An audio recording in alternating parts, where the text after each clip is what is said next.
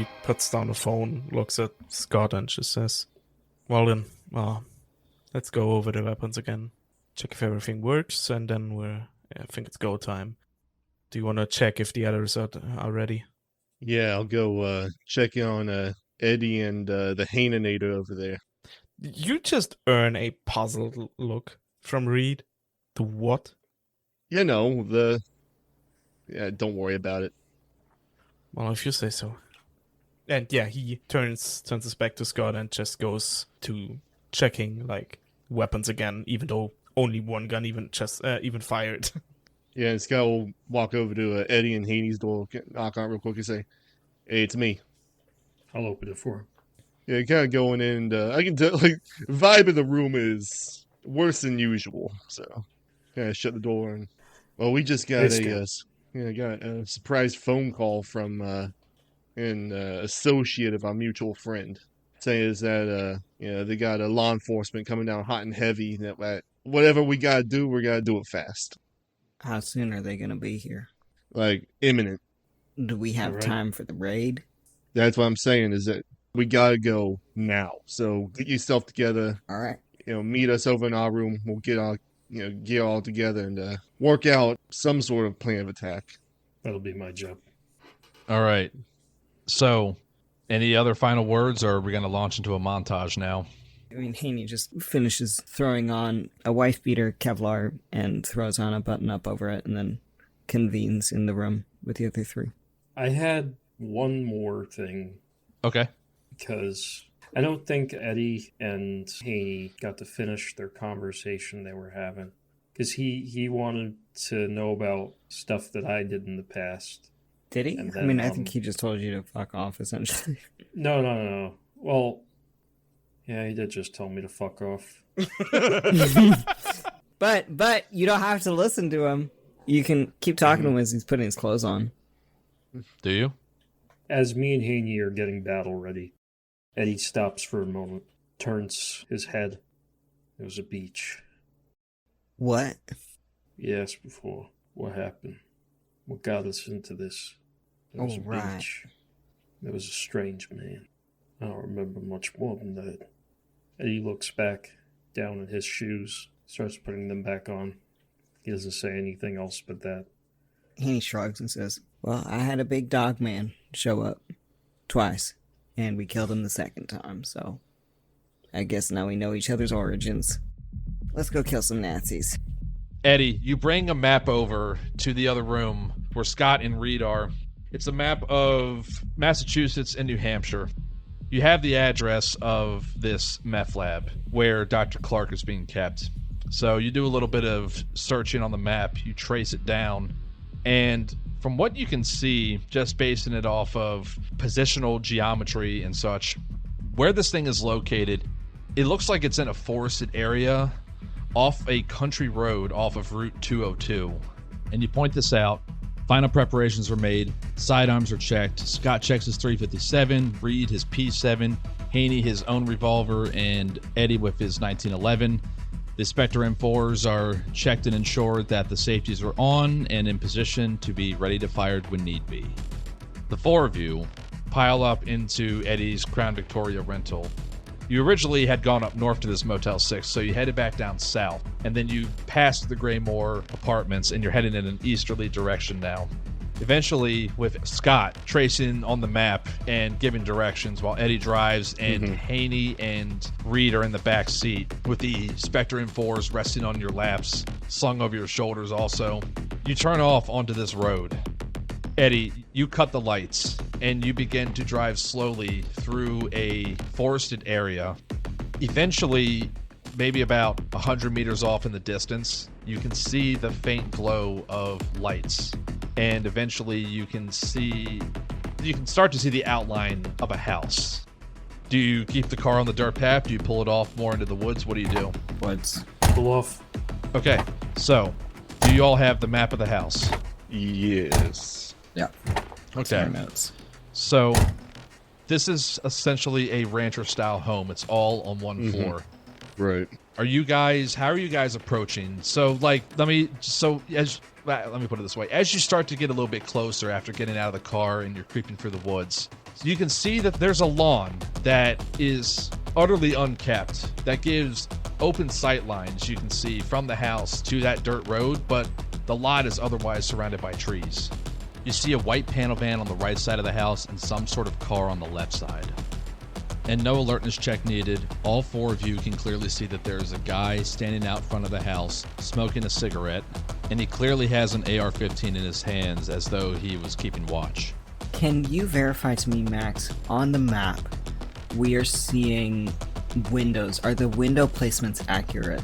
There seems to be a window into the shower/prison, one to the bathroom, two to Browder's room, two to the living room, two to the barracks, and one to the meth lab.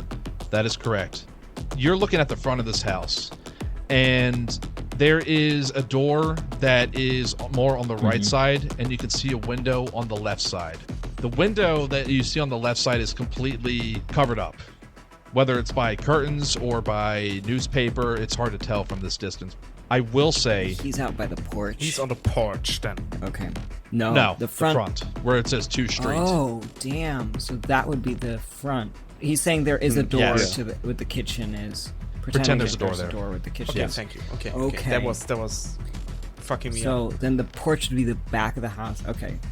And we are approaching from Yes. bottom up. That is correct. You guys are approaching. Think of it as your guys are South. approaching from the street side in the Okay. woods. I want all 4 of you to give me alertness Yes. rolls, Sure. just to see if who notices go. this a particular detail. Okay. Hey. Hell yeah. Reed succeeded critical success with a 22 under 61, and I skill it by 4 points. Hell yeah. Scott succeeded 38 under 70. Eddie succeeded 3 under 76. And Haney succeeded a 7 under 58. Perfect. So you can damn. see that there's this light that's illuminating down, that he's basically just standing like right in this light. All of you can see that there is a bandage over his right hand that is holding the grip of the AR-15. Good. Before we say that, has Eddie made a plan with his military science? That is a good point. Give me a military science roll at plus 20%, Eddie, because you have the blueprints of the house. That's a failure. I got an 89 over 67. It's kind of difficult to try and ascertain what the possible best approach would be, but now that you know that there are 2 entrances, you could surmise and suggest that you could do a pincer maneuver if you wanted to. I also want to reiterate, you guys do have your comms units on you. Although we don't know if there are additional Nazis. So at Yeah. minimum, there's This is 7 true. plus her, so 8 total individuals in the house. Mm-hmm. But we don't know And we don't locations. know where true, exactly yes. they'd be. We don't know locations. We don't know security measures. So Well, clearly there's some sort of security. Did this guy write the names of each room? Yeah. But he's standing more over to the kitchen side area. okay. There are windows on all sides of this. I will say also that the window that you see immediately on the front is also barred over. Okay. How would you guys... So I envisioned both you guys split up into 2 on either side of the forest, Yeah, leading same. up the road. How would that configuration be? 2 teams, Scott, we'll look to Reed and... All right. You're with me. and Eddie will look to Haney. All right. All right, wonderful. Let's go. Don't forget our comms, gentlemen. Com names. No names, just numbers. And Scott points to himself. 1, Reed 2, Haney 3, Eddie 4. All right. There is a little bit of cover because of the unkept lawn. Some of it varies from anywhere from ankle high to knee high to waist high in places. There are no leaves on the trees in this forest because it's cold as fuck and it's December, but there are some shrubs that are kind of placed around the yard and amidst this really high unkept grass. So you do have some cover, at least from the guy up front, but of course you don't know where the rest of them are. Okay. Haney, you and me, we're rolling to the back. Scott, Reed, you 2 are going to wait for us to go in, take out that guy in the front on our signal. All right, sounds good. Yeah. You want to go in via the porch? If there's no one obstructing us yet. All right. We all talked about getting kitted up, but Scott is wearing his helmet. Yeah. And he's got his helmet Oh, and his yeah, Kevlar. Me as well. Yeah. He got Full full Kevlar, armor. full helmet. Is it 4 Everything. armor? Okay. Eddie, this is taking you back to Vietnam in a way. You're in your element here. fully kitted up with Kevlar, a helmet. This is your shit. So the two of you, Eddie and Harley Haney, let's just say you guys go around from the left side. You kind of make a wide berth through the trees to get to the back of the porch. As you guys are about to step up on the porch, I need both of you to give me stealth rolls, please. In your particular case, Haney, give me at a plus 40. Christ. Not where we want to be. I got a 91 over 45. It's a 74 over 51. Or sorry, said, not 51. I see what you it's did. Okay. 53. It doesn't matter. It's a failure. Fuck me. Okay. So you guys approach the porch. It's a wooden porch. It's a little shitty. And as you learn a rickety thing, you both step on it and it creaks. And you both immediately flatten yourselves up against the wall. May I argue for Reed also pushing up to like take aim at the guy at the door? Eddie's gonna say on comms, 3-4 in position, get ready. There's no windows on this back porch, but there is a door. As you both are there, and Reed, you begin to move up to the front of the house where you can see the bandaged up neo-Nazi. Scott, you're following? I am, and Scott, for his part, he sees Reed drawing a bead on the guy standing out front smoking. Scott's gonna keep his aim trained on the front door in case, anyone comes out. Okay. Reed, is your intent to fire and kill? Once we get the signal. First of all, he's taking the time to aim for that sweet, sweet bonus. Yeah. Okay. Eddie, give me an alertness roll. You're closest to the back door. Eddie got a 38 under 76. You hear footsteps moving towards the door from the inside. You hear and see the door open. It opens inward. And a man begins to walk out onto the porch. If we get the chance to aim, I'm going to aim. You won't. Well, okay, when I say aim, you're not going to get a chance to do the aim action. It's just either shooting him in the head. You shoot him, or you melee him, or take him down quietly. Whatever you want to do, man. Take him out quietly, I guess. Okay, you're using a gun, or are you using hand-to-hand, your fist, knife? Like, what are you doing? Suppressed. Give me a firearms roll at plus 20 because of the close distance. Rolling like crap today. 95's the hit, right? 95's the hit, right? Actually, it is. Oh, yeah. I cannot miss. Eddie got a 95 under 100. Technically 99, but I'll take it. Yeah, so you put the barrel... Basically, you're almost touching the guy with the Spectre M4, and you let loose a single shot. And it's basically like lights out for this guy, and his body is starting to fall. Give me an athletics roll, please. Eddie got a 50 under 74 to catch the dead Nazi. He starts to drop, and you grab him just in time, and you lay him down gently and close the door. Haney, you begin to move the body out of view. Just gonna dump it in some shrubbery. Tango down. Should we move? And again, so even with the suppressor and the fact that it's using 45 as subsonic round, it's still like we would hear a gunshot still. I know. So we would I'm know accounting that for that right now. Yeah, we would know Okay, that. you know what? Probably when Eddie shoots and we hear the sound of the gun, Reed will also shoot. Yeah. Give me a firearms roll. Alright, I am... At a plus 20, because you are aiming. Yep. I'm looking disappointedly into the camera because I rolled an 81 over 80. Fuck. Wow. So... I mean, Scott's also there, so... So, Reed, even though you are aiming, the distance is a little bit more than what you are used to, and the bullets they strike to the right. They strike the wall to the right of the house. Yeah. And it takes the Nazi a little bit to react, but then he slowly looks over to his left, your right. Scott's not going to give him the opportunity. He's going to, gonna divert his aim from the door down to the Nazi and just stitch him up. Fully automatic, short burst. Yeah, give me a firearms roll at Oh, I need to make a special alertness roll. But for that particular thing, go ahead and success 46 under 60, which is above lethality though, so that's a 10 damage total. Okay, I mean, don't you roll lethality Oh, afterwards?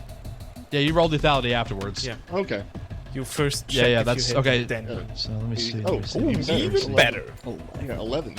So, Scott, having seen that Reed missed, and you see the Nazi, taking a second to register, You don't give him a second chance, and you fire, and there's a somewhat muted cough from the weapon, but there's also a bit of a clack from the bolt doing its thing, and he just goes down.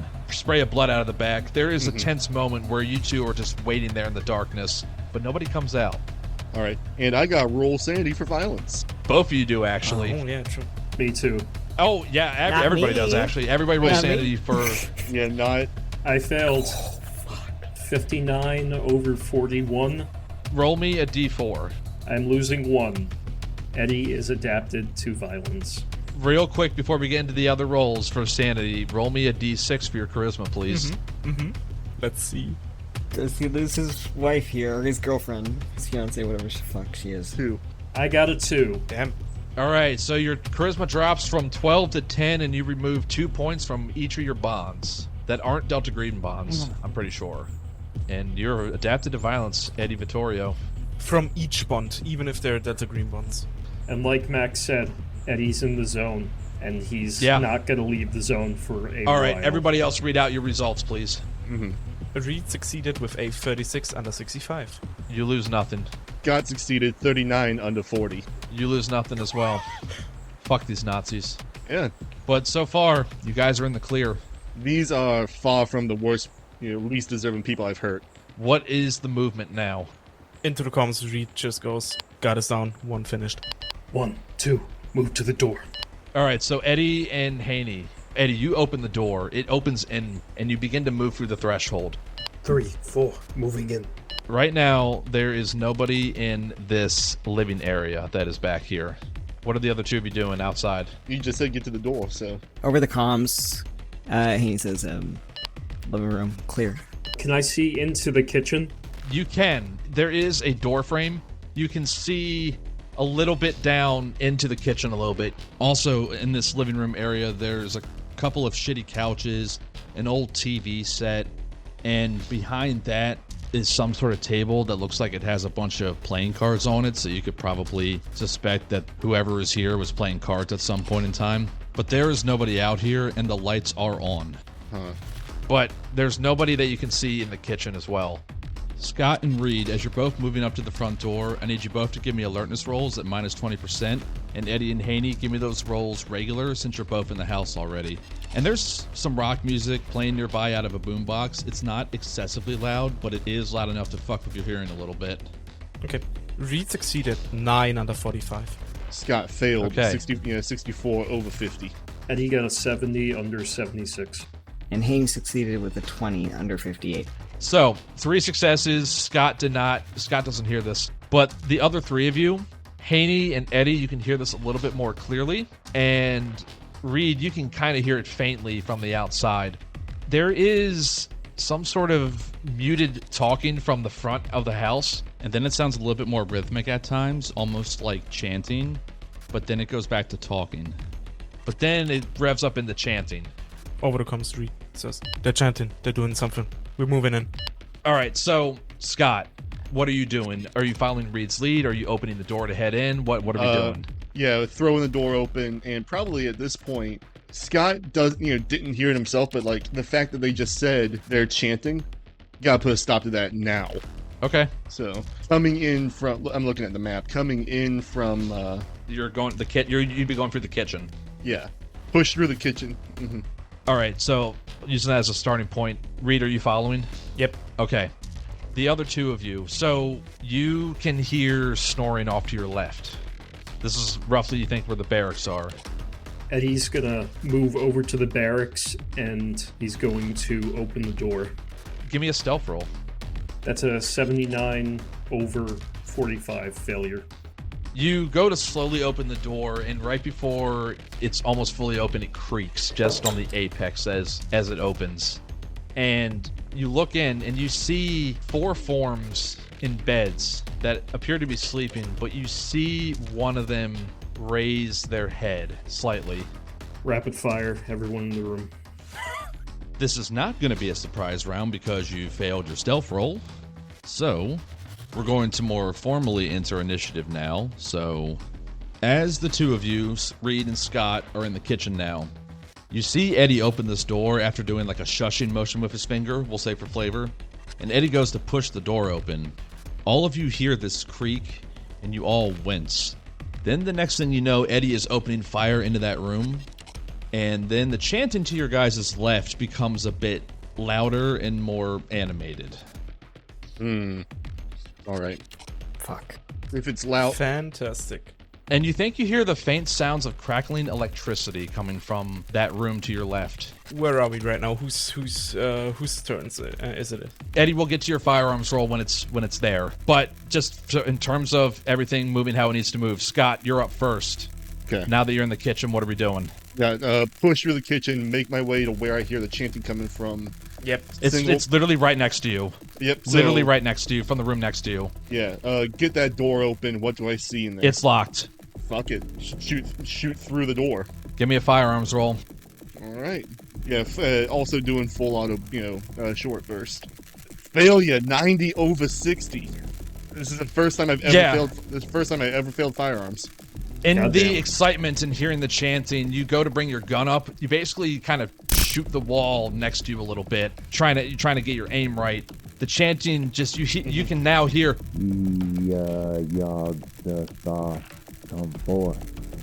Just hearing that, it's muffled through the door. The sound of crackling electricity becomes louder on the other side of the door. Yeah. Reed, what are we doing? What's my read on this lock? Is it What do you a mean? click like open, or is it a thing that if I want to open it right now, just gotta push through it? You don't know. Or may I try to shoot the bolt out? I have an 83 in locksmithing. Do I think there's a possibility of it? There's a possibility of it. Give me a firearms roll. Sure, I'll take that. You're still shooting through a door that 8 does under have 60. 5 AP. 8 under 60. Give me a roll. Give me a D10 roll. You shoot at the bolts, like in the upper, like you shoot once, you shoot twice, doesn't seem to do anything. There is frustration on his face, but he doesn't say anything as to not overload comes. He's still professional. From the other side of the door, you hear. Yeah. Come forth. No, how about you don't? What the fuck? And then you hear screaming from the other side of the door. You begin to see a black ooze come from underneath of the door, mixed with blood. Okay. Leave the room alone, actually. How about we go elsewhere in the house? Yeah. There's just so much screaming coming from the other side of the door at this point. You both, Eddie and Haney, hear the screaming coming from the front of the house, and a scream from a room between your guys' positions. A female's scream, actually. And Eddie, give me a firearms roll. This is not the most screaming Eddie's heard. This does not bother him. So that's a 75 under 82. I am full auto firing, Give me a kill lethality roll. zoning the entire room if I can. Can I support? 16. Okay. Actually, it doesn't matter because you create a little bit of space, Eddie, in the doorway. Haney, you just instinctually see this as a sign. You both unload into the room. They were all, like, pretty close enough together to be within the kill radius of this weapon. There's just muted coughs with the clacking of the bolts of the Spectre M4s, and you both just light up the fucking room. Scott and Reed, you can hear some muted grunts and a scream coming from the back of the house. And Eddie, you flip the light on, and there are 4 dead Nazis laying in beds before you. Close the door. Barracks clear. Scott, you hear ripping and tearing. Mm-hmm. Yeah, Scott's gonna... any sort of sand roll for any of this? Not yet. Okay, What are you doing? He said barracks yeah. clear, and you heard a woman screaming. What Exactly, are you doing? yeah. I'm saying, we gotta get out of here. Get clock. Come on, get clock. Let's get out of here. Yep. What are you doing in the meantime? Run, That's a free action. Yeah, heading towards where, the bathroom, prison, where he's hearing the screaming come from. Yeah, you kick the door open. It was like barely open to begin with, but you kick it open and the door slams, and you see a frazzled, slightly bruised up on the face woman. Her hair's kind of messy. She's still got her glasses, but she just... Please don't kill me. Please. Dr. Clock, we're here to get you. We need to go now. Okay. She's sitting in the bathtub. She's low. What do? Do you, motion to her to get up? Do you help her up? What's that look like? Question, Is she? I mean, he's gonna Scott's gonna rush forward, grab her, pick her up. Is she handcuffed to the faucet? Is she just handcuffed? She's handcuffed. Yeah, okay, that's fine. We can worry about getting the cuffs off her later. We'll just get her up and start pushing her out the door. Reed, given all the screaming, the black ooze, and some blood that seems to be coming from underneath the door, I need you to give me a dodge roll. Oh, I don't like that. Nice. Oh, yikes. I mean, it's just a bit of ooze. Do I get a bonus on the roll? Well, here's what happens. Like a +6? So what happens is the door bursts down and you find yourself underneath of this door. The whole door just comes off of its hinges. You are underneath something, but you can see this black substance start to just drip down off the sides of the door, and there is this inhuman groaning and moaning and sloshing sound, and you feel the weight of something on top of you, but then it begins to move off of you. Haney and Eddie, I need you both to give me a sanity roll to the unnatural, please. I don't see it. The door's covering. And Scott, you currently have your back That's to really it. funny. That's a failure. I got a 57 over 40.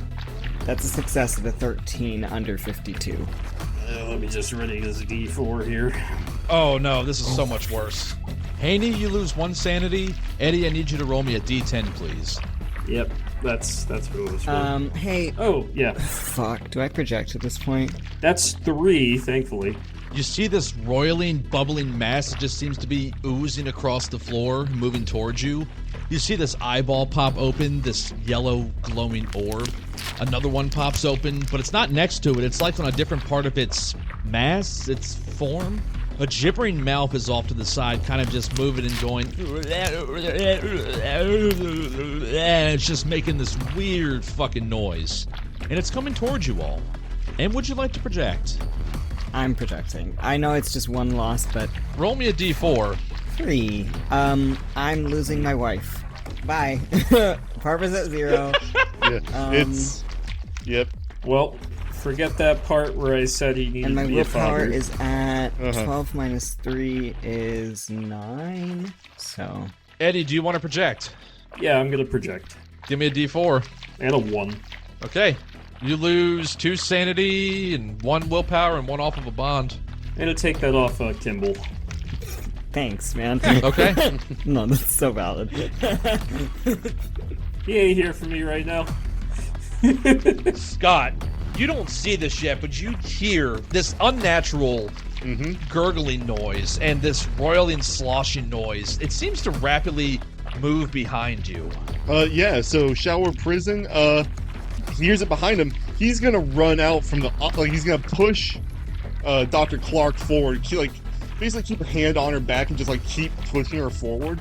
And he's running through... I just realized I skipped a whole bunch of turns, but this really is kind of a moving situation at this point. Out the front door, out, down toward the road. Just get out with Clark. I would like to remind you all, this is a meth lab. Yeah, no, exactly. That's he needs to get out of here. And he's gonna just yell, probably fuck up everyone's ears, yelling in the microphone. Scott, but... you need to make me a sanity roll for the unnatural as you catch sight of this horrific, bubbling, oozing, almost tar-like mass. Nice. Okay. Yeah. All right. Jesus Christ. Failure, 83 over 40. And you said it's... Roll me a d10, please. Yep. Let's go, baby. 6. Scott... Yeah, he will... Do you want to project? I will absolutely project. No, I think he should lose his Give me shit a right now D4. and kill the doctor. 2. Okay, so I lose 4. And, hold on, I need to double check something real quick. All right, so... That from a possible 6. I have hit my 3rd breaking point. So instead of losing 6 sanity, you instead lose 4 sanity, 2 willpower, and 2 off of a bond. 2 off a bond, Dr. O'Neill. Okay. This situation is Going fluid, sideways. if you will. Like the bubbling mess. Yeah.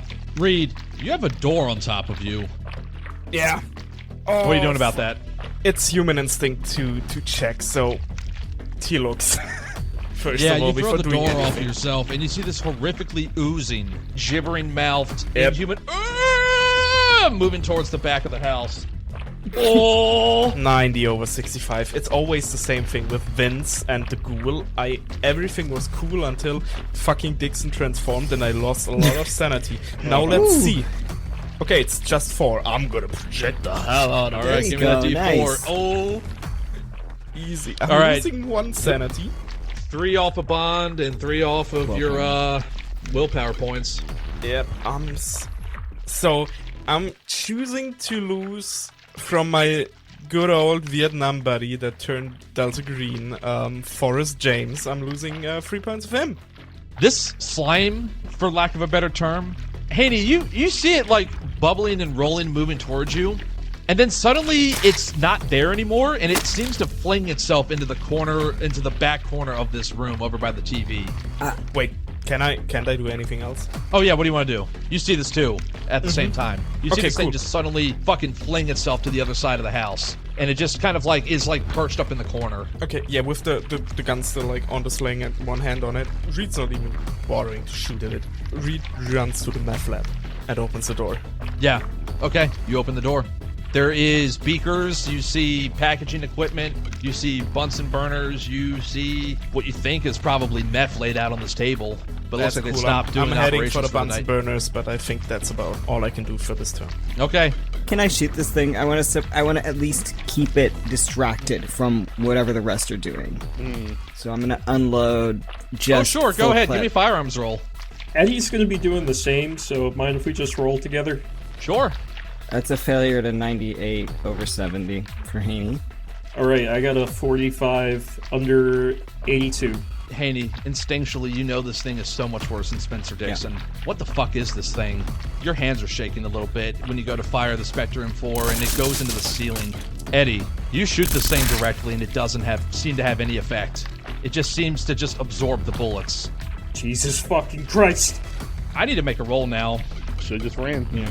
Uh-oh. Yeah, because this thing can do a multi-attack. Fuck. Did you crit? So the first roll's an 11, and the second one is... Should've just Oh ran. boy. Oh boy. Why'd we give him weighted dice? Oh boy. Oh boy. So, I'm going to roll a die now. I'm going to roll a D2. I'm going to do this in the chat. 1 is for Haney, 2 is for Eddie. Which one is gonna Mine's die? up to... Oh, the full 6. And now I need to Yikes. roll. And now I need to roll 2d6. Okay. So, We have armor. We do. well, Eddie, you feel so. You currently have 4 AP. You would take 5 damage. So it's just 1. Haney, I need to know what is briefly going through your head as a part of this ooze seems to elongate out of itself and it's heading towards you. In this flash of a moment where Haney has realized that it's coming for him, but the rest of the crew hasn't caught on yet, he thinks not of his wife or his children. What goes through his mind is, I'm gonna slaughter this thing like Scott killed that Dixon boy. I'll show them what drive. You feel this hot pain kind of graze against your chest. You feel hot blood splash across your face because you look in horror and there is this pseudopod that has speared itself through Haney's head. What? No! God. No way! Roll me Sandy for helplessness. That is a fucking 97, boy. That's going to be a D6. I got one turn and then I died! I mean, technically, you also finished the Nazis in the barracks. I didn't roll for that. Yeah. 2 turns. Jesus Christ. You lose 1 sanity. Do you want to project? Or are you going to eat that? I'll lose the 1. Okay. Eddie, you see this pseudopod begin, like, swiftly remove itself, and there's this huge gaping hole where Haney's face and the back of his head should be, and the body just instantly flops to the ground. Fuck. Scott, you are outside of the house now with Dr. Clark. Okay, yeah. And pushing her, just, we gotta go. Yeah, you guys are just running into the fucking forest. Reed, what are you doing in the meth lab? I'm turning up all of the fucking Bunsen burners. I don't know how that shit works. I know that shit can explode. I'm just turning up the Bunsen burners. Is the window to the back of the meth lab boarded up? Yes, it's barred up. You will not be able to get out that way, but you do... Okay. Well, actually, what are you doing, Eddie? Eddie sees the gaping hole in Haney's head, and the fact that bullets have done nothing to this fucking monstrosity. All the blood rushes out of his face, and he's sprinting towards the open door at the front of the house. And Reed, you feel the wind of Eddie moving past you. What are you doing? Like a millisecond glance at like a few Bunsen burners already burning, and Reed thinks to himself, yep, I'll probably do it, and then just sprints after Eddie. Give me a firearms roll as you're running at the house. Firearms? It's not going to take much to set this thing off. You know this. Okay, sure, yeah. 48 under 60. Yeah, you get what you think is a safe enough distance away from the house after clearing the kitchen, and basically you turn, and you're running backwards, and you fire into the house. And it doesn't take much. A massive fucking explosion and fireball rocks the night sky, sends you flying off of your feet and onto your ass into the unkempt yard. Eddie, you go tumbling a little bit as well, because while you got clear enough, the shockwave is what pushed you both around. Scott, instinctively, you and Dr. Clark both look back, and the house is just a massive fucking fireball, and you see Reed fly off his feet in the distance. It feels like things are moving slowly for you guys, but they really aren't. It's just, there's a lot going on right now. But seeing Reed go flying, Scott's going to assume that we still have... He doesn't even know at this point. He's just going to assume that they still got the radios, and he's going to say, Eddie, come on, we gotta go! Eddie's not gonna even reply. I grab Reed by the collar, and I am just dragging him along with me. Yeah, Reed's trying to get up and also run, but like breathing heavily. Just goes, okay, what the fuck's Haney? 3's down! He's down! The thing killed him! Fuck! Yeah, does Scott hear that over the radio? Yeah. Both of you roll me sanity for helplessness, please. Yeah. 6 under 64. Yeah! Scott doesn't give a fucking shit. I like this fucker anyway. Yeah. Reed, you lose 1. It's never easy I'll when a take fellow that. agent goes down, but Scott, Harley Haney was always disposable to you. You know, he was just starting to like him a little bit better, but you know what? Scott, there's a piece of Scott that takes some satisfaction from after the way that Reed had talked down to him all this time. You mean Haney, not Reed? Oh, I'm sorry. Haney, I'm sorry. Haney. That Haney. I'm sorry. That Haney had talked down to him the whole time, and I'm the one still standing. I actually, Scott, I want you to regain 1 sanity. I said it. That's so fucking great. So Oh, great. I'm mad. I'm mad. 1 less worm in this world is a good thing for Scott Macallan. Eddie, you pick Reed up by the collar, and the both of you are fucking sprinting like madmen through the night, through the forest to the Crown Victoria. Scott and Dr. Clark are already in the back seat of the Crown Victoria, so Reed, you hop in the passenger seat, and Eddie, you get into the driver's seat. And Eddie, you back down the road so goddamn fast, whipping the car around and getting back onto Route 202 to head in the direction of the Motel 6. Nobody says anything for the duration of the ride. Adrenaline is still high. Adrenaline is still trying to burn off. Dr. Clark, for her part, they're not sure if there's any sort of stress response or not, but she's asleep. Mm-hmm. She just went to sleep. You pull up to the Motel 6. What does everybody do? Either of you got first aid, you need to check her out. A little better once over, once up in the room, but... Eddie looks over to her and just gonna try and help her the best that he can at the moment. Reed just says, I'm gonna call CARRADINE, and gets out of the car. Walks towards the payphone. You put in the quarters, and I need to make a luck roll. And I think, given the circumstances, I might need to do this at a penalty because... No, you don't. Oh, because he's laying low. So yeah, it would be because we were told. It would just be at a -10, just for transparency. He answers. Ah, wonderful. Who am I speaking with? Reed, listen, up's done. Shit went sideways. How sideways are we talking? Listen to me. We found Clark. Clark's alive. She's currently asleep. Probably trauma response. Oh, thank God. Haney's dead. Here's what we need to do. Haney's body is at a meth lab. He was old, out of service. Probably got addicted to opioids, some shit like that. Longed for harder stuff. Just connect him. Fuck up his legacy. He was a good man. I'm sorry that we have to do this to him, but he's burned.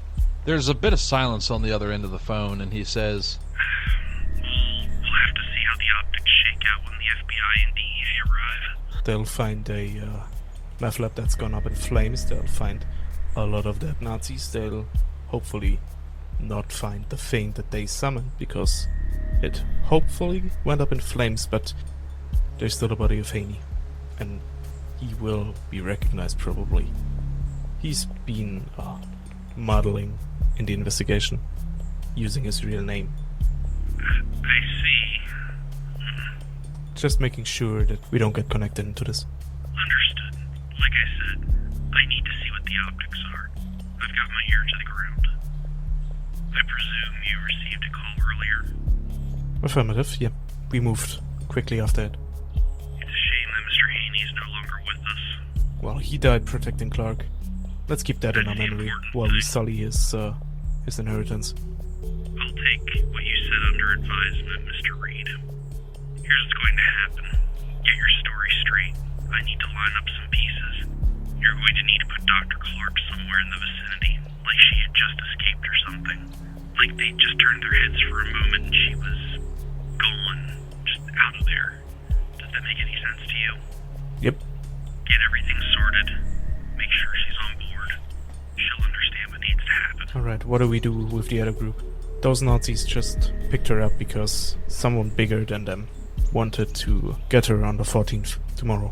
That's a problem for another day.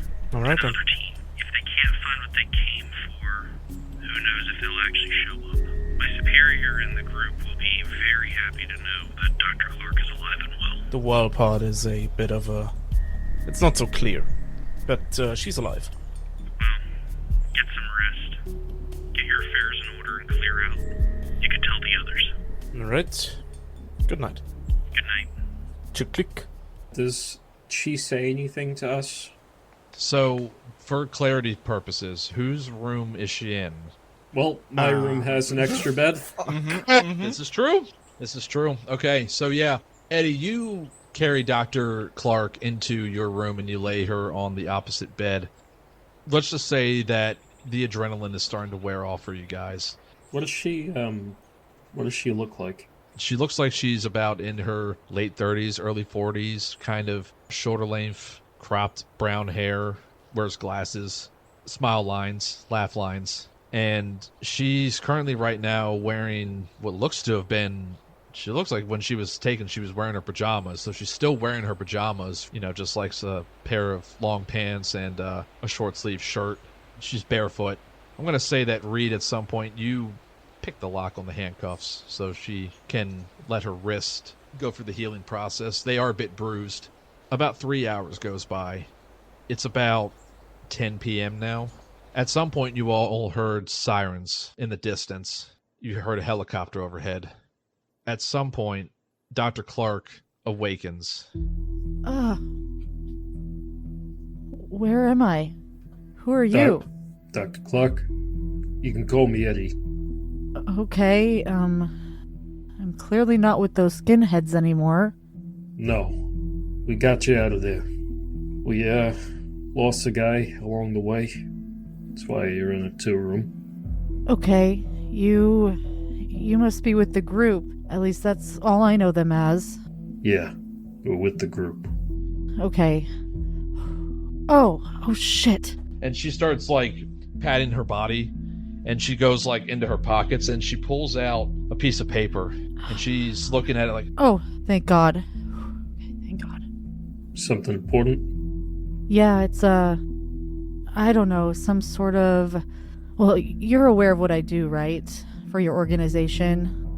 The purpose? They don't tell me much. Yeah, this is... In some of these old texts I would read, supposedly it's a symbol or sign of protection or something. Didn't really feel protected in this particular case, though. She holds it out to you, and Eddie, you see what looks to be a star, a stylized star with an eye drawn in the middle of it. What's this supposed to be? Like I said, some sort of symbol or sign of protection, but I don't know. Didn't really do much, though. Nothing happens. All right. I take it from her and look at it. Yeah, there's some other text around it that's faded. It looks like it was like torn out of a book. You feel strangely at the same time both a sense of calm but unease. Eddie's gonna roll it up and put it in his breast pocket. Actually, oh wait, does she want it back? She does. Yeah, she's like, actually, I need that back. Dr. Camp will be pissed at me if I... Oh, shit. Pretend you didn't hear that name. But really, I need that back, please. I'm sorry. It's part of my research. Eddie hands it back. Thank you. I just want to... Would you have kept the door between the rooms closed, Eddie, or would you have kept it open? It's pretty late at night. I think we were probably just taking shifts. Yeah, that's fair. And I just probably was the one awake. Mm-hmm. Yeah. I mean, Reed probably told you after the phone call with, I think he just mirrored the call. Basically told you all that Carradine wants us to stay. Look, here's what's gonna happen. We're gonna need the FBI to go find you, but we need to drop you off somewhere around the area of that meth lab. We don't have a lot of time. You're gonna need a story. Yeah, no, that makes sense. And, listen. The stuff that man had, I overheard him talking. He didn't know what he was really messing with. I could hear whatever that was. He thought he could gain some sort of power, but clearly, as you can see, it destroyed him because he didn't understand it. Do you understand it? Probably a little more than most, honestly. There's a colleague of mine in New York. Well, I shouldn't really talk too much about it. I've been told not to really mention other names. Operational security, if you will. You get it, right? Eddie just kind of squints and looks at her. Uh-huh. You're not really great at that.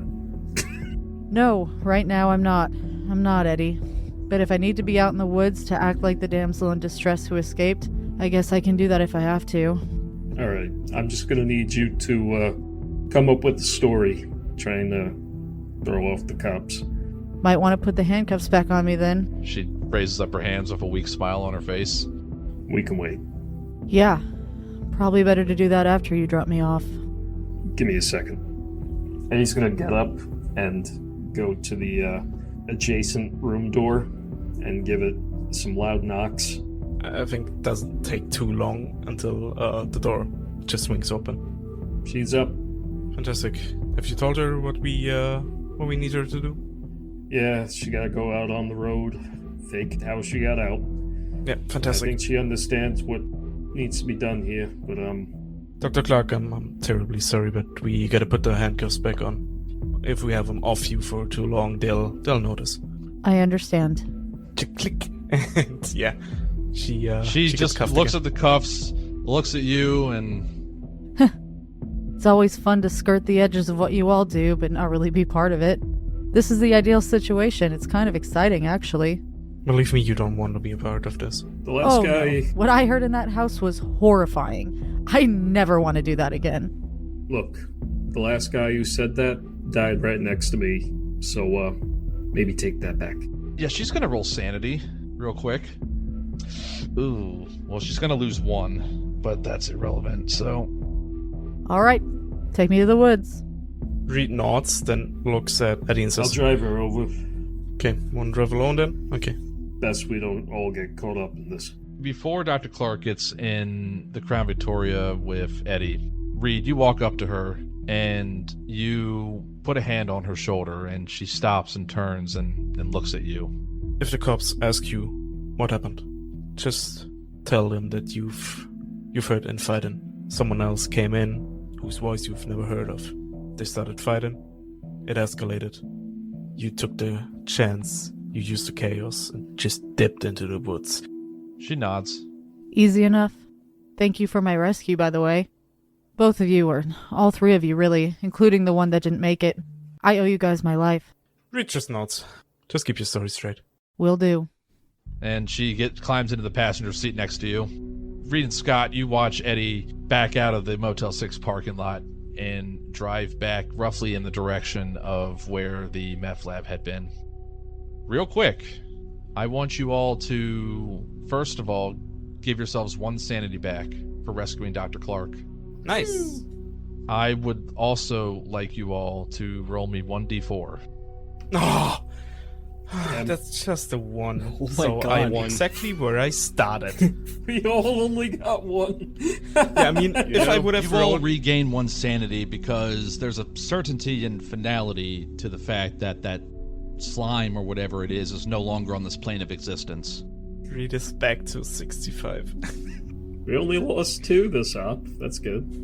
I didn't Right, lose likewise. anything. Get to a spot roughly not particularly close, but far enough away because you see somewhat in the distance that there is a blockade up ahead of police cars, and you can see red and blue lights shining through the forest, roughly in the direction of where you had been. So you stop short of that, you pull off onto the shoulder, and Dr. Clark says, Well, I guess this is my stop. That would be your cue. Thank you once again. Yeah. and she opens the door kind of awkwardly with the handcuffs, gets out, closes it with both hands, and she begins to walk into the darkened woods. And she turns and looks over her shoulder and does like a little double-handed wave with her hands handcuffed up, and then she disappears out of view. And he doesn't bother for goodbyes. He just continues driving. He's had enough of this day. Yeah. And you head back to the Motel 6. Reed, you are outside of the hotel room smoking on a cigarette. What's going through your mind right now? Reed is incredibly frustrated. Why is he frustrated? He just thinks back. He fucked up everything. His shot didn't hit. He didn't blow the hinges off the door. Got stuck under that door. Haney died. When the pressure was on, you weren't on the ball like you should have been, which is frustrating. Yep. I mean, he's not a man of action. He's not the one to just Rambo in there. He's more a man of having a lot of time watching his targets, and most of the time not even engaging with them. He still is incredibly frustrated, even if it's not like the perfect condition for him to work, but yeah, it's frustrating nonetheless. What are your thoughts now about Eddie and Scott? I mean, I don't think anything has changed too much. Like, he knew that they weren't just selected out of a joke. He knows that, like, Scott's impulsive, and that hasn't changed, especially when Scott just started firing into that room. So there's that. And maybe sees Eddie in a bit of a better light, because he, like, as a soldier, stood his ground. And, yeah, dragged him back to his feet. Things to consider. Yeah, but also, stuff happened. And he's not as much thinking about the others. He's mostly, like, thinking about what he fucked up and what he could do to better himself. And as you continue to burn down the cigarette, we're going to move over into the hotel room where Scott Macallan is. Scott, what's going through your mind right now in the wake of everything in the last few days' events? I think more than anything, now that the tear has worn off and the adrenaline's come down, Scott feels profoundly empty in a way that he was not expecting himself to. And I think more than anything too, the reason he feels so empty is that he had to cut and run. You know, it was a smart thing to do, it was the only thing to do, you know, to get Clark out of there and to not have that thing destroy him. But Scott is just so damn tired of running. Running from Berkeley, running from the fairground, running from his father. He is tired of running. He needs something now to make it so he'll never need to run away ever again. That's the only way he's ever going to feel whole. And what does that look like? Or has that not taken shape just yet? He because that's slime. That's power. It's crude and doesn't, it was a crude tool that quickly grew out of the hands of the users, but something like that's power. The Bejmanai Kaniga, that's power. Real power. The gears are turning in his head that he's gonna need to get his head straight, because unlike, he's better than those fucking failures out there in the shack, or really most other people. He can control it. He just needs to have his head on straight when he does. And as you are rolling these thoughts over in your head of power and the responsibility that comes with it, Eddie, you're in your adjoining hotel room with the door closed, laying on the bed, staring up at the ceiling. What thoughts are going through your head right now? Could have been me. Could have been fucking me. When you peeled off the Kevlar vest and you peeled off your shirt, there was a gash through it. Luckily, it didn't penetrate any of your skin, but that very well could have been you. Eddie feels the wound. Yeah. It felt strangely hot. Like it cut through a little bit, it cut through surface level of the skin, but it also cauterized it at the same time. It hurt like hell, but now it's just a little bit warm to the touch. He thinks about Haney, about that 1,000-yard stare, about losing a piece of himself to these operas. He keeps that as a reminder of what not to be. Especially considering you have a kid on the way, probably within the next few weeks. I'm gonna be a father. I'm gonna get to go home. But Haney doesn't. That's sort of the fucked up thing of it all. He threw a perfectly good life away for this? Why? The thrill of it. Defending one's country. Stopping incursions. Search for power. But at what cost? Someone's gotta do it. That's what you keep telling yourself. And you think back to when you had to steel yourself in Electricals, when you came to the realization that people were vanishing. You thought they were turning into wires. You think of then and you think of now. You saved a life. You did something good. And this is why you do this. This is why you keep doing this. But yet, there's just so much horrible shit out there. Just how much is there really out there? It's a daunting thought that rolls through your mind as we sort of pan out from this Motel 6. The next day, 3 men ride back from Rindge, New Hampshire to Cambridge. Eddie and Scott, you guys say your goodbyes to Matthew Reed, and you drive off in separate directions, with Scott riding with Eddie back to Cambridge so Scott could pick up his rental vehicle from the Hampton Inn. And Reed goes his own separate way. And I want to close this out with a conversation between Scott and Eddie. We can say that you got back to the Hampton Inn in Cambridge, and you're both standing outside of your cars. Hey, bud. You want to pop a couple shots? This might start becoming a bad habit if we keep knocking them back every time we lose a man. Well, might start losing them just for the chance to drink. Yeah. I didn't like Haney too much, but he grew on me. By the end, he had started growing me a little too, as much as I hate to admit it. But it's like I said, just listen to me and we'll get through it. And we did. You did good back there, Eddie. And like I said, you're valuable. You are too.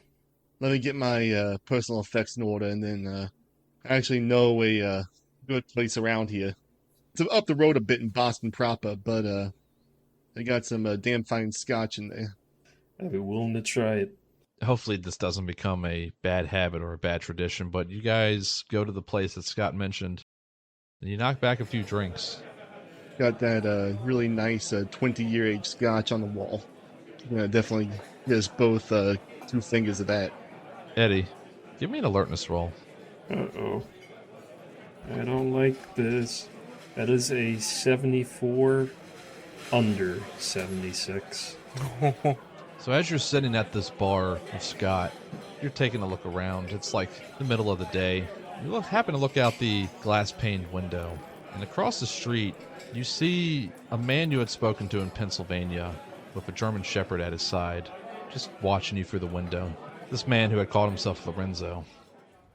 Reed, about halfway back, you stop for gas, and you walk inside to pay the attendant. And you come back outside, and a man who you have only seen in your dreams with a German Shepherd is standing there. A man who had called himself Lorenzo.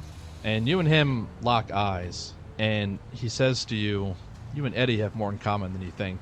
And then he walks off around the corner of the building, unless you chase after him or you want to do anything. There's just this dumbfounded look of just what the fuck, and without really knowing what to say, but like there's a need to know more. He reaches as what the fuck, you need a ride, or why are you showing up here again? Right when he's about to turn around the corner, he says, nah, you'll see me in your dreams. Yeah, that's what I fear. You should fear it, but you should also embrace it. And then he walks around the corner with his dog. He just shakes his head, like gives himself a little pat on the cheek, shakes his head and goes, fuck man, that shit's really tearing at the nerves. And then he just gets back into his car and just continues driving. Yeah. He's also really enjoying the silence, because he's had like people around him all the time, and he's not a people person. He enjoys the time alone. He enjoys when it's quiet. There's also nothing going on. The radio is off, and while driving he's just hearing the sounds of the car and everything, the rubber gliding along the pavement, and he's really relaxing. And it would be really nice if that fucking dude hadn't shown up to give him the creeps. He said you and Eddie are more connected than you would realize. It is a bit unsettling considering you only just met Eddie a few days ago. You don't know what that could mean, as it kind of starts to gnaw at you just a little bit, that a man that you saw in your dreams is suddenly in reality. Give me a sanity roll for helplessness. Oh, come on. 40 on the 65. You lose nothing, but this is definitely an ill portent of something. You just can't quite put your finger on what that may be. We cut back to Eddie and Scott at this bar, and Eddie, you lock eyes with the man who had called himself Lorenzo and his dog Rusty, and you shake your head and do a double take, and the next thing you know, he's not standing there anymore. Eddie was about to do his toast when he saw the man, and now he's frozen, staring at the window, and I'm sure that... Scott, you noticed this. Yeah. Hey, Eddie, what's eating you? Huh? No, I think I just saw something. No, never mind. To our fallen brothers, right? Sure. Je pamiat. Takes his first shot. Yeah, Scott is very, this time he's actually not shooting. He is taking long pulls with his this very fine scotch. Eddie swallows it down, drinks it. Nice caramel flavors in his mouth. The age of the liquor. For Vince. Takes his next one. For Haney. Sits down and enjoys his last one. Alone. And with that is the end of Operation Capital Gains. Can I